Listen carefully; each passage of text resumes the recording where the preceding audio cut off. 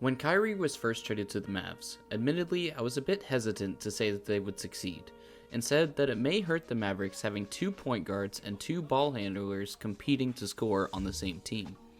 To put it simply, I thought it was going to be a similar situation to DeJounte Murray and Trae Young, having a good backcourt on paper, but not really working in practice due to the inability to coexist. And well, I was very much proven wrong. So let's take a step back and regrade the Kyrie trade as a retrospective.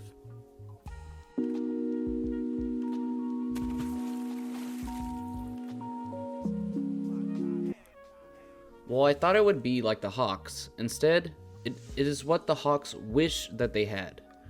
One major reason why it works for the Mavs and not the Hawks is that Kyrie is a veteran player. When the Hawks tried this similar move, both DeJounte and Trae Young are younger players, which further exacerbates the struggles of having both players making the other better and balancing responsibilities. Kyrie being a veteran player plays into the other reasons that this pairing works. Before, I thought it would be a bigger issue given that Kyrie has a history of having a problem being the second option. He left the Cavs behind LeBron, he left the Nets behind KD, the Celtics were trying to prop up Tatum as the next big thing, and he wasn't given the leadership role that he wanted. And the cycle continued. I figured this would be another step in the pattern, and Kyrie would be annoyed being behind Luka. Instead, Kyrie took his role in stride, and took his role as a leader while being the second option simultaneously. This is much like Westbrook on the Clippers, which I explained in another video. His veteran skill set and mentality helped the development of the rest of the roster. With both Kyrie and Luka working well on ball and off ball, they're both able to create opportunities for each other and combine for 60 and even 72 in the playoffs. While the Mavs are Luka's team, Kyrie accepts that and is still a threat. With Drew Holiday even admitting that his plan to guard Kyrie was simply to pray. As others have put it, Luka is Batman, but Kyrie isn't Robin. He's just another Batman. This created a friendship between the two off the court as well.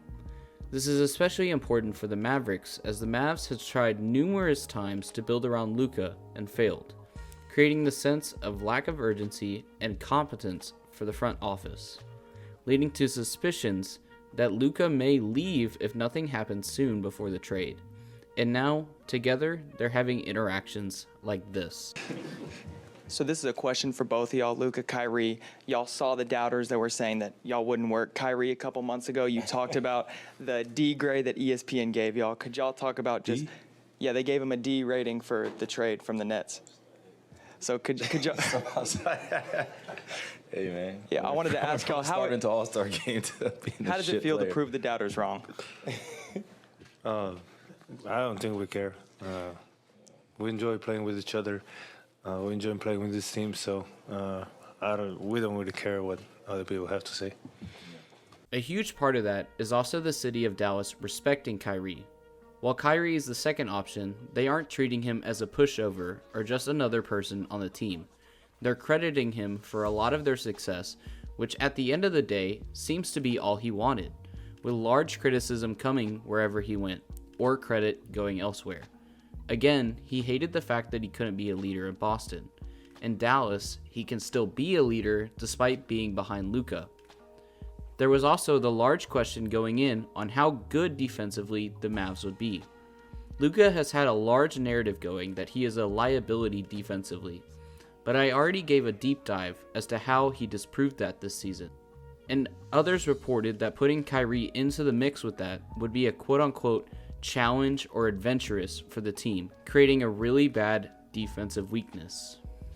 Also, considering this trade happened after or around the same time as massive trades like Kevin Durant for a dozen picks to the Suns, Gobert for the dozen picks to the Wolves, and so on, to get Kyrie for only 1 first round, a couple seconds, and 2 players was a relatively low asking price. I mean, Siakam just got traded for 3 first rounds. Siakam for 3 first rounds, Gobert for 5, and Kyrie only for 1. They didn't even get just Kyrie either. They got Markieff Morris on top of it too. That's insane. The Mavericks played it smart. They looked at Kyrie as a player and for the humanitarian work he's done as a way to evaluate his character rather than listening to the media. And it's because of the media and Woj reporting no one wanted Kyrie in free agency that they were able to get him for so low. They were one of the only offers and decided to invest in him at a low cost and trade stock diminished for what he could be instead of the terrible player and person people thought that he was.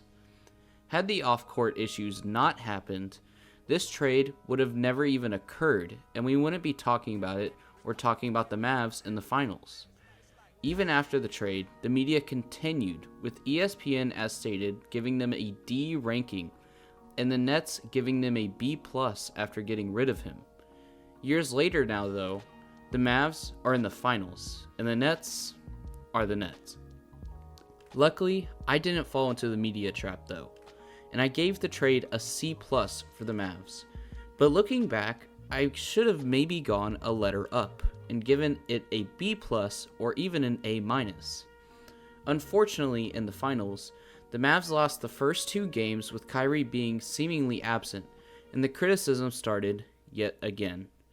In both games of the first games of the finals, he managed to score less than PJ Washington. But again, Kyrie took the criticism as a chance to improve and scored 35 points in Game 3. Despite this, the Celtics still managed to win Game 3 and then win the finals, which is why I can't give the Kyrie trade an A+ just yet. But the fact the Mavs made it to the finals as a 5th seed certainly shows that this team isn't anywhere near done, and Kyrie is there for the ride with his extension. But what do you guys think? Let me know down in the comments and be sure to share the video around. If you want to support me more and be part of the community, you can follow me on Instagram, join the Discord, or support me on Patreon, all of which are linked in the description. Thank you again as always for watching, and hopefully I'll see y'all in the next one. Peace out. This is not okay. This needs to stop now.